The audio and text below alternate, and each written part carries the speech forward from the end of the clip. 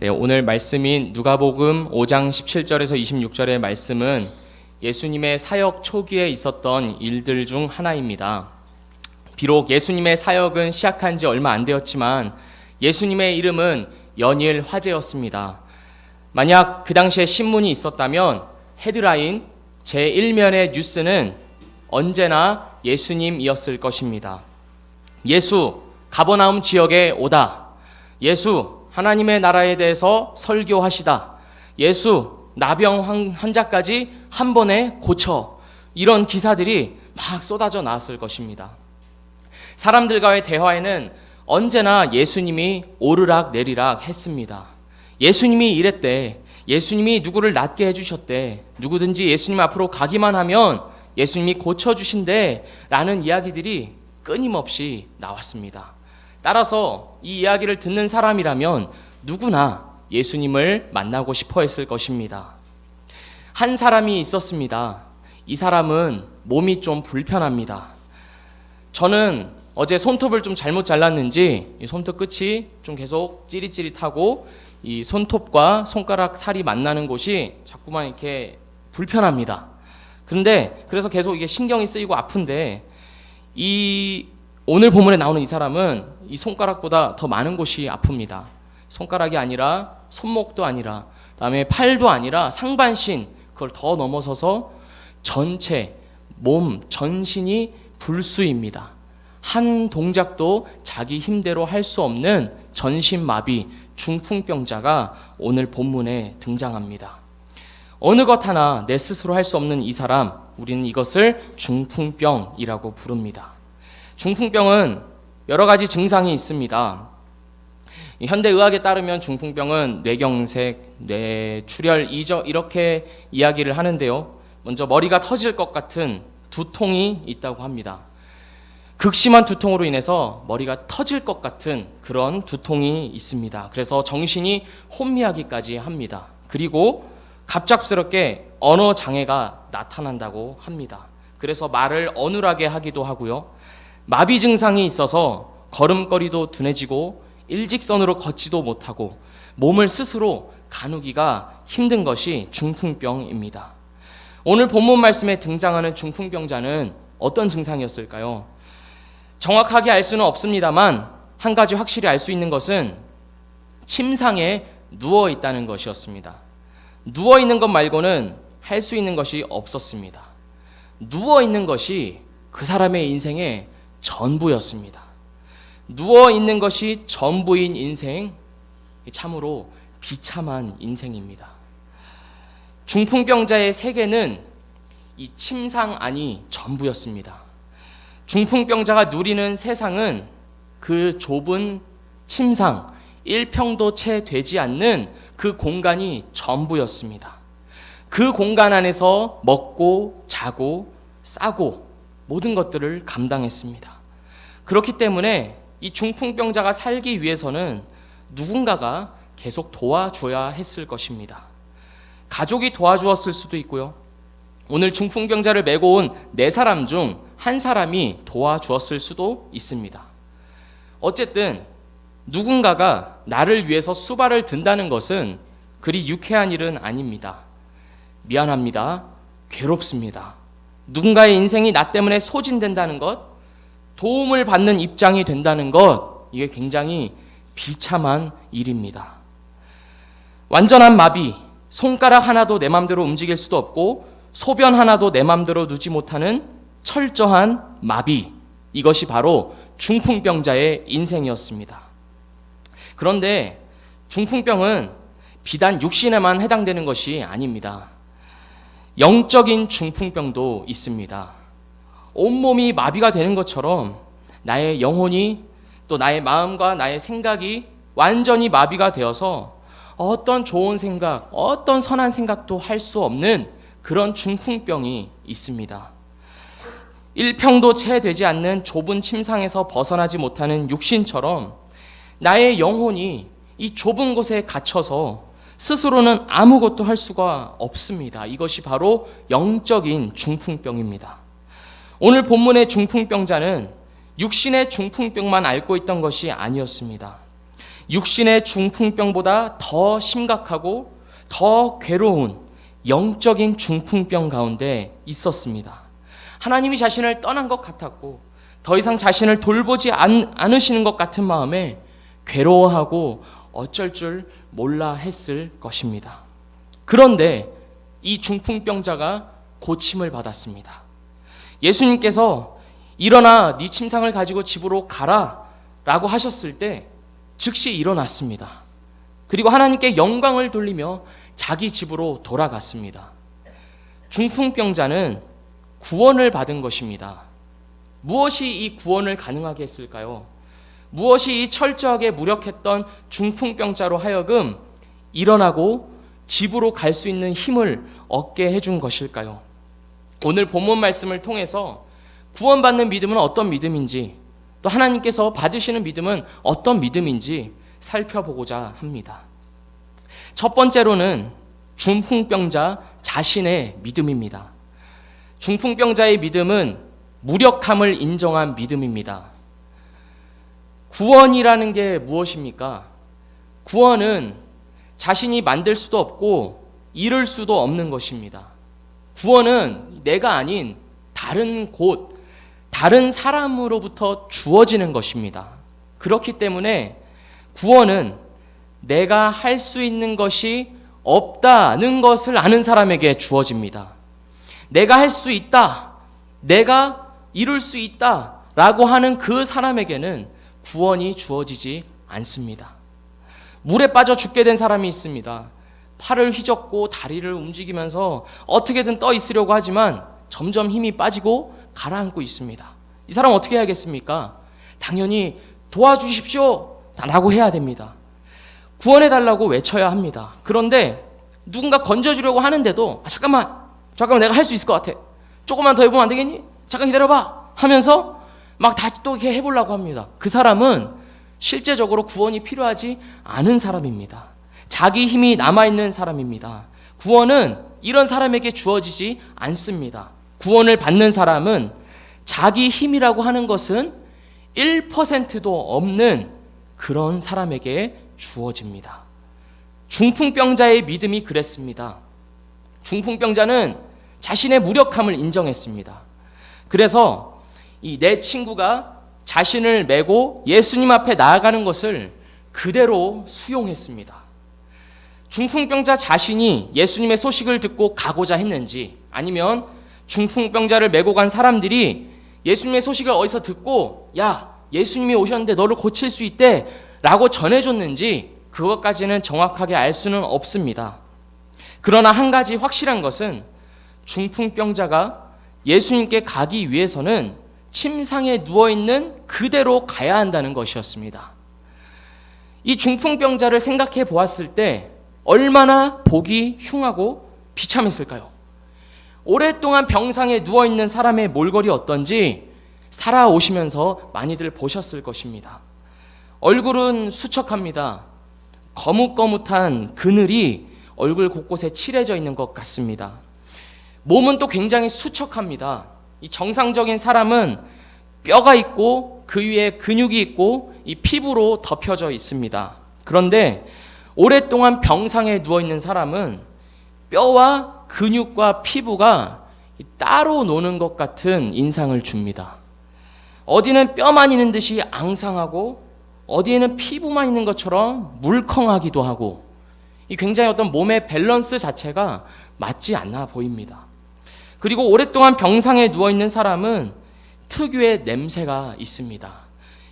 뭔가 이렇게 불쾌하게 하는 그런 냄새.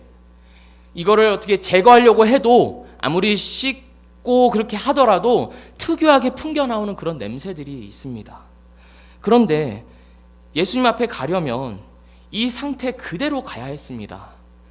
병상에 누워있는 그대로 예수님께 가야 했습니다. 중풍병자는 그것을 인정했습니다. 자신의 추한 모습 그대로 예수님 앞에 가는 것을 거부하지 않았습니다. 있는 모습 그대로 예수님 앞에 나아가기로 한 것, 그것이 바로 중풍병자의 믿음이었습니다. 사람 4명이 침상 하나를 들고 어디론가 이동하는 장면을 상상해 보십시오. 일반적으로 쉽게 볼 수 있는 광경이 아닙니다. 그렇기 때문에 많은 사람들의 이목을 끌었을 것이고 자신의 추한 모습을 중풍병자는 드러낼 수밖에 없었을 것입니다. 사람은 누구나 자신의 건강하고 행복하고 활기차고 힘있는 모습을 보여주고 싶어 합니다. 자신의 아프고 추하고 비참한 모습을 보여주고 싶어 하는 사람은 세상 그 어디에도 없습니다. 중풍병자라고 그렇게 하고 싶었겠습니까? 마음이 불편한 구석이 있었을 것입니다. 그럼에도 불구하고 중풍병자는 그것을 넘어서서 예수님 앞으로 가기 원했습니다. 주변에 믿지 않는 친구들을 만나서 예수님에 관한 이야기를 하다 보면 이런 말을 들을 때가 있습니다. 지금은 내가 좀 부족해서, 지금은 내 상태가 좀 안 좋아서, 지금은 내가 좀 별로라서 내 교회 못 나가겠다, 아직은 아닌 것 같다, 이렇게 말하고는 합니다. 너무 죄송스러워서, 예수님께 너무 죄송스러워서 그럴 수가 없다고 합니다. 이렇게 말하는 이유가 무엇일까요? 자신의 모습이 나아지기 위해서 자신이 무엇이라도 할 수 있을 것이라고 생각하기 때문입니다. 그러나 오늘 예수님께 구원을 받은 중풍병자는 그런 마음으로 나아가지 않았습니다. 내 상태가 좀 괜찮아지면, 어디 하나라도 좀 성해지면, 내가 그래도 좀 봐줄만해지면 예수님께 가야겠다, 그렇게 말하지 않고 생각하지 않았습니다. 가장 비참한 모습 그대로, 가장 무력한 모습 그대로, 가장 부끄럽고 냄새나는 모습 그대로 예수님 앞에 나아갔습니다. 예수님께서 주시는 구원, 예수님께서 주시는 은혜, 그것을 받아 누리기 위해서는 예수님 앞으로 가야 합니다. 내가 병들어 있어도 침상에 누워있는 것밖에 할 수 있는 것이 없는 그런 비참한 가운데 있을지라도 구원을 받기 위해서는, 은혜를 받기 위해서는 예수님 앞으로 가야 합니다. 남들이 나를 어떻게 보든지, 남들이 나를 보면서 뭐라고 하든지 일단 그거는 제쳐두고 예수님 앞으로 나아가야 합니다. 그래야 내가 살 수가 있는 것입니다. 두 번째로는 내 친구들의 믿음을 살펴보도록 하겠습니다. 이 내 친구들의 믿음은 어떤 믿음이냐면 수고를 마다하지 않는 믿음입니다. 이 내 친구들은 중풍병자를 침상에 메고 예수님께 가고자 했습니다. 오늘 본문 말씀에 보면 들여놓고자 하였으나 라고 표현을 합니다. 그러나 원어의 표현으로 좀 더 정확하게 표현해 보자면 계속해서 진행형으로 찾고 또 찾았다고 해석할 수가 있습니다. 그러니까 어떻게든 예수님께 데려가려고 열심히 묻고 또 열심히 찾고 해서 마침내 예수님이 계신 곳까지 아주 여러 가지 그 열심을 다해서 온 것입니다. 그런데 문제가 생겼습니다. 사람들이 너무 많아서 들어갈 수가 없는 것입니다. 오늘 말씀의 병행 구절인 마가복음 2장 2절에는 많은 사람들이 모여서 문 앞까지도 들어설 자리가 없다고 표현합니다. 오늘 본문 17절에는 이런 구절이 있습니다. 병을 고치는 주의 능력이 예수와 함께 했다라고 기록하고 있습니다. 그러니까 예수님이 이 사람 저 사람을 지금 고쳐주고 있는 현장이라는 말입니다. 그러니까 얼마나 많은 사람들이 그 광경을 보려고 또 자기의 병을 고침받으려고 그 자리에 몰려들었겠습니까? 그러니까 사람들이 문 앞까지도 들어설 자리가 없게 되고, 그래서 이 병자를 메고 온 내 친구들은 이 사람들이 너무 복잡되니까 들어갈 길이 없는 것이었습니다. 이 내 친구들이 지붕을 올라가야겠다는 생각을 바로 하지는 않았을 것입니다. 지붕을 어떤 수리하는 업자가 아닌 이상, 지붕 수리공이 아닌 이상 지붕 생각을 바로 떠올리지는 못했을 것입니다. 처음에는 몰려든 사람들에게 좀 사정을 좀 봐주십시오, 지금 여기 보이지 않습니까? 라고 하면서 좀 부탁을 했을 것 같습니다. 그러나 사람들은 중풍병자와 그 내 친구들에게 길을 터주지 않았습니다. 야, 내가 먼저 왔다, 내가 이제 내 순서가 다가오고 있고 일단 너는 기다려야 된다. 나중에 왔으니까 그게 맞는 거다 하면서 그렇게 내주지 않았을 것입니다. 함부로 껴들지 말라 이렇게 내쳤을 수도 있습니다. 그래서 내 사람들은, 이 내 친구들은 지붕으로 올라갈 수밖에 없었습니다. 왜냐하면 정상적인 방법으로는 예수님 앞에 중풍병자를 데려갈 수 없었기 때문입니다. 이 완력이나 아니면 억지를 쓰지 않고 예수님께 나아가는 방법은 한 가지밖에 없었습니다. 지붕을 뜯는 것이었습니다. 그래서 4명의 친구들은 지붕으로 올라갔습니다. 그리고 지붕을 뜯었습니다. 이 이스라엘 가옥의 지붕은 어떻게 되어 있냐면, 어떤 우리가 사는 어떤 이 교회나 집처럼 시멘트나 콘크리트로 되어 있는 것이 아니라 나무와 진흙으로 만들어졌습니다. 먼저 지붕을 만들기 위해서는 나무를 이렇게 일정한 간격으로 배치를 합니다. 그러니까 이 천장에 나무가 이렇게 놓여져 있습니다. 그리고 그 위에를 진흙을 지니겨 가지고 그 위에 이렇게 바르는 것입니다. 어떻게 보면 이 나무에 있는 기둥은 우리 한옥에 있는 석가래랑 좀 비슷한 개념일 수도 있습니다. 그래서 어떤 진흙을 이렇게 빼고 하는 것이 가능한, 우리 이 시멘트나 콘크리트처럼 아예 불가능한 것이 아니라 그런 것 작업을 할 수 있는 그런 지붕이었습니다. 그렇지만 그래도 지붕은 지붕이었습니다. 사람이 사는 지붕이기 때문에 튼튼하게 잘 지어진 지붕이었습니다. 그러나 내 친구들은 지붕을 뚫는 수고를 마다하지 않았습니다. 지붕을 뚫을 생각을 미리 한 것이 아닙니다. 현장에서 즉석으로 생각나서 했기 때문에 어떤 연장이나 도구를 가지고 있지도 않았을 것입니다. 그러니까 당연히 맨손으로 그 작업을 했을 것입니다. 이 석가래처럼 되어 있는 나무가 보일 때까지 진흙을 파고 맨손으로 긁고 파내는 작업을 계속 했을 것입니다. 아마 이 과정에서 손이 좀 부르트지 않았을까요? 진흙을 다 파내자 이 지붕을 틀을 이루고 있던 석가래, 이 나무가 드러났고, 이제 중풍병자가 밑으로 내려갈 수 있을 정도의 공간 확보를 하기 위해서 나무를 드러냈습니다. 그리고 중풍병자가 누워있던 침상의 그 양 귀퉁이에 끈을 달아서 천천히 예수님 앞으로 내렸습니다. 이 친구들의 믿음은 수고를 마다하지 않는 믿음이었습니다. 중풍병자를 침상에 메고 열심히 예수님을 찾았습니다. 예수님이 계신 곳이 막혀 있자 사람들에게 부탁도 해보았습니다. 거절을 당하니까 포기하지 않고 지붕에 올라가서 지붕을 맨손으로 긁고 나무를 드러내고 또 줄을 어디에선가 구해가지고 매달아가지고 또 얼마나 그 안전하게 하기 위해서 튼튼하게 묶었겠습니까? 그렇게 해서 침상에 매달아 내렸습니다. 이게 말로만 해도 얼마나 많은 수고입니까? 한 사람을 위해서 성인 4명이 온 힘을 다한 것입니다. 한 영혼을 구원하기 위해서는 이처럼 많은 사람들의 수고가 필요한 법입니다. 저는 지금 영혼을 구원하는 일이 하나님이 아닌 사람에게 달려있다라는 말을 하는 것이 아닙니다. 물론 구원은 하나님께 전적으로 달려 있습니다.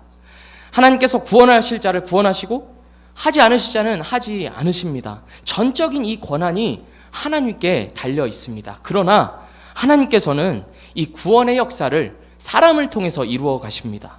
우리 믿는 자들을 사용하셔서 구원받는 자들을 부르시는 것입니다.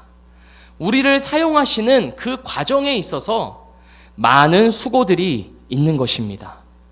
이 4명의 친구들이 중풍병자 한 사람을 위해서 많은 수고를 하였듯이 하나님께서는 우리의 많은 수고들을 통해서 구원 역사를 이루어 가십니다. 한 사람의 구원을 위해서 수고를 마다하지 않는 이 믿음이 있었기 때문에 중풍병자는 예수님 앞에 달아내려져 죄사함을 받고 또 중풍병도 고침을 받았습니다. 그리고 이 믿음이 있었기 때문에 우리 또한 죄사함을 받고 구원을 받았습니다. 우리 중에 이 내 친구들의 도움처럼 도움을 받지 않은 사람은 아무도 없을 것입니다. 나 혼자 믿어야겠다고 결심하고 나온 사람은 아무도 없습니다. 누군가가 나에게 복음을 전했습니다. 누군가가 나를 위해서 기도를 해 주었습니다. 누군가가 나에게 야, 너 그렇게 살면 안 된다 라고 진심 어린 책망을 해주기도 했습니다. 그 모든 것들이 나를 예수님 앞으로 데려가기 위한 것들이었습니다. 수고를 마다하지 않는 그들의 믿음이었습니다. 그 믿음이 있었기 때문에 지금 내가 예수님을 알고 예수님을 믿고 있는 은혜를 누리는 것입니다. 중풍병자의 친구들은 지붕을 뚫는 큰 수고를 했습니다. 그러나 그것보다 훨씬 더 큰 수고를 해주신 분이 계십니다. 바로 우리 예수님입니다. 예수님이야말로 나를 짊어지셨습니다.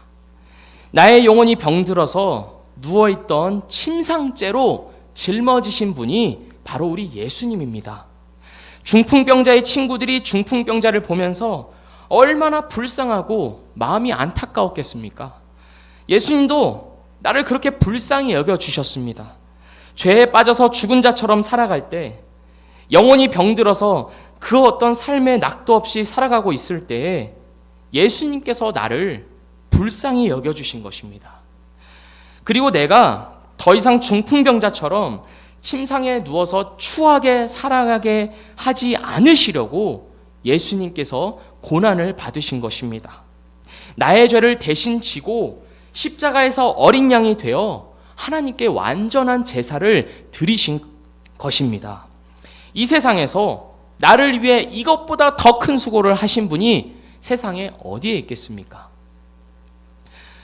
성도님들 다 아시다시피 저는 얼마 전에 부모가 되었습니다. 부모, 특히 그 엄마의 수고라는 것이 말도 못하게 많은 것 같습니다. 엄마의 모든 삶은 곧 아이의 생존을 위한 것임을 알게 되었습니다. 겨우 2주짜리 고백입니다. 이제 2주 지났는데 이렇게 느낄 정도면 여기 앉아 계신 우리 엄마 성도님들의 그동안의 수고가 얼마나 더했겠습니까? 이 세상에서 가장 큰 수고를 뽑으라면 당연히 엄마의 수고일 것입니다. 그러나 우리 예수님의 수고는 이 엄마의 수고보다도 비교를 할 수가 없습니다. 이 세상의 모든 엄마의 수고를 다 합친다고 하여도 예수님께서 이루신 수고와 비교할 수는 없습니다. 죄송합니다. 우리를 완전히 의롭게 하는 그 놀라운 수고, 그 구속의 은혜는 무엇보다도 위대한 수고입니다. 이 위대한 수고의 혜택을 입은 자로서 우리는 마찬가지로 수고를 해야 합니다. 나를 위해서 누군가가 지붕을 뚫어 주었듯이 나 또한 이제 누군가를 위해서 지붕을 뚫어 주어야 합니다. 내 친구들이 중풍병자를 위해 지붕을 뚫으면서 뭘 이렇게까지 해야 하나 이렇게 생각하지 않았습니다. 그들에게 있어서 중요한 것은 중풍병자가 고침을 받는 것이었습니다. 우리가 한 영혼을 위해서 기도하고 한 영혼을 위해 중보하는 것은 매우 중요한 일입니다. 그러나 쉽게 할 수 있는 일이 아닙니다. 매일의 헌신이 필요하고 매일의 수고가 필요한 일입니다. 지붕을 뚫는 일이 쉽게 할 수 있는 일이 아닙니다.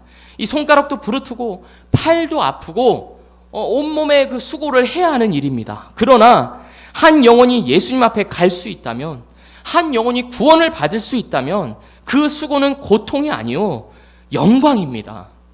우리 주변에 믿지 않는 자들이 참 많이 있습니다. 자기들이 죽어가는지도 모른 채 죽어가는 자들이 너무나 많습니다. 우리가 먼저 이 자리에 앉아 있는 것은 그들을 위해서 지붕을 뚫기 위한 것입니다. 우리는 하루에 한 영혼이라도 위해서 기도함으로 그들을 예수님 앞으로 데려가야 합니다. 그것이 우리의 사명입니다. 그것이 내가 살아가는 이유입니다. 사랑하는 성도님들, 많이 수고스러우시겠지만 오늘부터라도 지붕을 뚫으시기를 바랍니다. 내 주변에 믿지 않는 영혼이 예수님께 나아가는 데 있어서 막혀있는 지붕을 우리 성도님들이 대신 뚫어주십시오. 예수님께서 아래에서 기다리고 계십니다. 많은 사람들이 예수님의 손길을 기다리고 있었음에도 불구하고 침상째 내려온 중풍병자에게 먼저 은혜를 주셨듯이 우리가 예수님 앞에 내려보내는 그 영혼을 예수님께서는 그 누구보다도 먼저 기쁘게 받아주시고 또 기쁜 마음으로 고쳐주실 것입니다. 오늘 본문 말씀에서 이 네 친구들의 비중은 결코 적지 않습니다. 이 친구들이 있었기 때문에 중풍병자가 예수님 앞에 나아오고 또 고침을 받을 수 있었습니다. 그런데 오늘 본문은 그 이후에 중풍병자를 예수님 앞으로 내려보낸 이후에 네 친구들에 대해서는 아무 언급이 없습니다. 그들은 아마 자기 침상을 들고 집으로 돌아가는 중풍병자를 보면서 감격하고 또 눈물을 흘렸을지도 모릅니다. 그러나 성경은 이들에 대해서 한마디 언급이 없습니다. 모든 사람들이 하나님께 영광을 돌렸다라는 말로 오늘의 이야기를 마칠 뿐입니다. 내 친구들에게 주목하지 않습니다. 이것은 우리의 모든 수고가 결국 하나님의 영광을 위한 것임을 말해줍니다. 한 영혼이 구원을 받는 데 있어서 내가 힘써 지붕을 뚫었다 하더라도 그 수고는 나에게 돌려질 것이 아니라 이미 나를 위해 십자가를 지신 예수님께 돌려져야 하는 것입니다. 이처럼 한 영혼을 위해 지붕을 뚫지만은 모든 영광은 하나님께 기쁘게 올려드리는 우리 미랄교회 성도님들 되시기를 주님의 이름으로 축복합니다. 기도하겠습니다.